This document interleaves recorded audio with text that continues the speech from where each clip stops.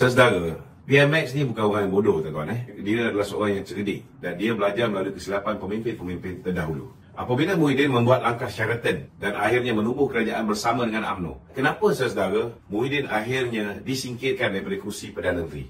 Tindakan dia tidak lain tidak bukan kerana dia tidak menghormati kepimpinan UMNO yang telah mengangkat dia menjadi Perdana Menteri. Tanpa sokongan daripada Najib Tun Razak, tanpa sokongan daripada Zahid Hamidi, Muhyiddin tidak ada peluang langsung untuk menjadi Perdana Menteri, tuan-tuan. Tetapi bila dia bersetuju untuk mengangkat Muhyiddin yang hanya mempunyai 32 kursi. 32 kursi itu pun 5 saja yang betul-betul bertanding atas tiket, bukan bersatu, atas tiket PKR.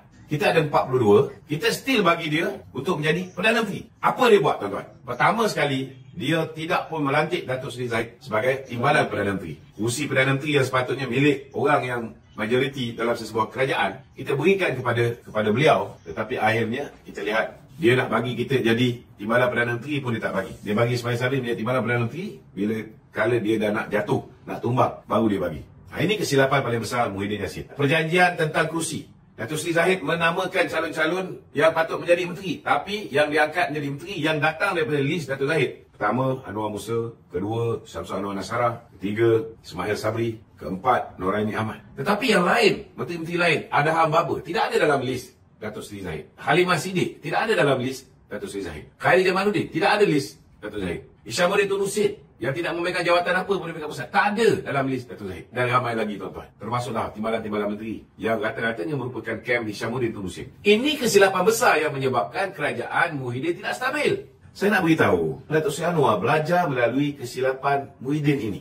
Sudah pasti bila nak membentuk kerajaan perpaduan sebelum kita bergabung dengan 17 parti politik yang lain, yang menyebabkan kerajaan ini dapat dibentuk dengan majoriti mudah 112 orang, ialah keputusan yang diambil oleh Datuk Zahid untuk bersetuju dengan titah Tuanku. Mula-mula Tuanku titahkan supaya Perikatan Nasional bersama dengan Pakatan Harapan, Perikatan Nasional tolak. Maka bila Tuanku titahkan kepada Datuk Zahid untuk bergabung dengan Pakatan Harapan, bila Datuk Zahid menyatakan persetujuan, kemudian merundingkan dengan sahabat-sahabat lain dalam Barisan Nasional, maka akhirnya kerajaan dapat dibentuk dan Datuk Seri Anwar dapat mengangkat sumpah sebagai Perdana Menteri. Dan kemudiannya diikuti oleh parti-parti seperti Warisan, GRS, GPS, KDM, PBM dan kawan-kawan yang lain. Barulah kita ada sebuah kerajaan yang cukup kuat 2/3, iaitu Kerajaan Perpaduan, 19 parti politik.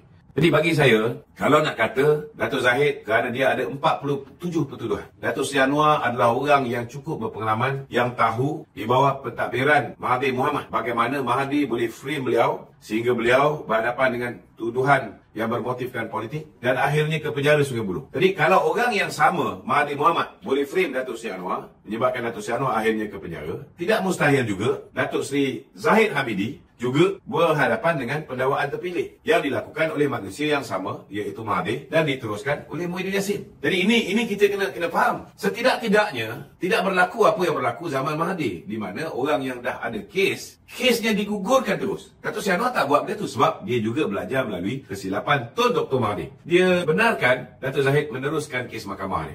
Yang ini kita kena bezakan antara Tun Dr. Mahathir, Muhyiddin Yassin dan Datuk Seri Anwar Ibrahim. Jadi dari segi konsistensi beliau berhubung dengan isu korupsi, bagi saya beliau masih konsisten dan beliau melepaskan kepada Badan Kehakiman dan Jabatan Pegawai Negara dan beliau tidak campur tangan dalam soal kes yang melibatkan Datuk Seri Zahid Hamidi. Ini kena faham.